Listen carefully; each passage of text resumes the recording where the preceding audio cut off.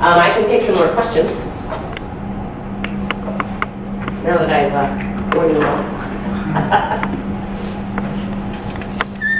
Yes? I have a question about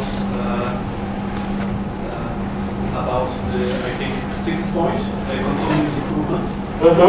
There are things that you have to learn for yourself, and there are things that you can, that you should know, you should do. For example, like test-driven development, continuous integration, right. And what is the balance between these things? So the balance is when you know you should do something, and you start with it, and you make it happen, whatever it is, okay?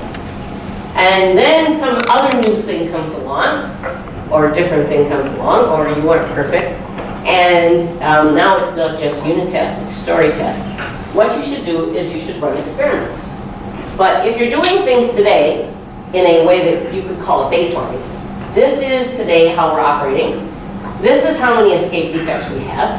This is the percentage of our release cycle where we have defects, where we're doing hardening. Now, we will call good shortening that percentage and not having escape defects. And if I try another kind of testing, will it in fact give me fewer escape defects, less percentage hardening, stuff like that? You run some experiments, and you find out yes, or you find out no. And if yes, then you adopt a new one. And somebody else comes along with a new thing called Kanban. You say, wonder if I should do that. Well, you should experiment. You should say, where might that fit? Ah, that looks like a pretty good thing for maintenance. Let me try it in maintenance. Now, right now, I know my maintenance is taking this and such time for an average thing to get through. I wonder if I use that, if I could double the speed of an average request coming through maintenance. And then you do an experiment, and whether or not you do or you don't. And if you do, you've proven that you have a better system. So relentless improvement is that. You have a baseline today. It should be that you are working in a way in which you understand how today's system gives you results, or the results that today's systems give you. Then you try something new, and you say, does it improve things or not? What are objective measurements to make sure? And if it does, then you should go ahead and figure out how to adopt that. So let me give you an example. I was at a company in Denmark, and they were CMM level 5 certified, right? Almost anyway. And they had this long list of defects, and I couldn't believe it. I said, how could they be CMM level 5 with this long list of defects? And so we were talking about their development cycle, which had gone from 3 weeks to 3 months. And I tried to break it out, and we talked about it, and we broke it out, and we found out that the last, 30% of their development cycle, they were doing this thing called hardening.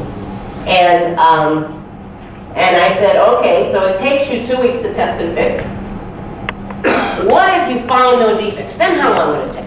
They said, 3 days. I said, okay. So you're taking 2 weeks because you're testing and fixing. If you found nothing, it would take you 3 days. So you should be doing this. You should only take 3 days, and you shouldn't be finding anything. So you know what you have to do. You have to stop finding defects here. And they said, oh, no. We know about them. We just haven't fixed them yet. I said, okay, guys, come on. You can do better than that. So they decided, well, we can't just do what we're told, so we have to run experiments. So the next thing they did, instead of doing what I suggested, was they took 2 teams, and they had them figure out ways to fix the defects the minute that they were detected instead of putting them on a list. And they discovered that the first team had 42% fewer escape defects going into production. It wasn't even escape defects into here. It was escape defects into production. And the second team had 38% fewer escape defects going into production. And they said, I think maybe this is a good idea. And they made it their default process. So you shouldn't actually believe that everything everybody says is correct. You should try some experiments and see what it does for you. What do you think is the correlation? Is there any correlation between frequency of releasing software to production and seeing the need for improvement? Because how I see it is when you release software in every half year or every 3 months, you don't see the need for iterative development for big fixing this stuff. Right. When somebody asks you to do it once a week, then there is a problem. You can't do it. Right? So there's been some research saying that you learn at the rate of your cycle. So if you release every 2 weeks, all the way through to production, you become really good at releasing every 2 weeks all the way, and you have 2 learning cycles a month. If you release every 3 months, you have 4 learning cycles a year. So you're going to learn a lot less if you release far apart than short together. Just all the different kinds of things that you will learn. So if something is hard, people say, oh, it's hard, I don't want to do it. But that's not the right approach. If something is hard, do it more often and you will get better at it. So that's what you really want to do, is you want to say, it would be good to do this, it's hard. How do we find out how to overcome those things so that we can do what's really good faster? And then when you do that, that's when you start learning the really interesting stuff that is sort of takes you beyond what other people are able to do. So I agree. The more rapid your cycle, the more you learn, and the better you get. And did you have some experience with very frequent deployment? I heard that Flick is doing 10 deployments a day. Things that, I don't know, Lean Startup, what's his name? Yes, and they're Eric Rice. Right, Eric Rice was doing very many deployments a day. It's going to depend on the domain. I mean, he was going to a social networking website. He was not going to a banking system. Okay? So I don't think that banking systems would really be interested in 10 releases a day.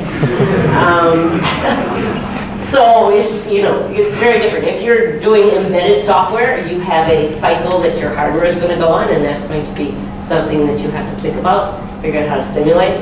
So the domain is going to drive it. But there's a magic in rapid response, that people really like rapid response to their questions, because the learning cycle, everything about rapid response helps. But what rapid means is going to be different, depending upon your reality and your world.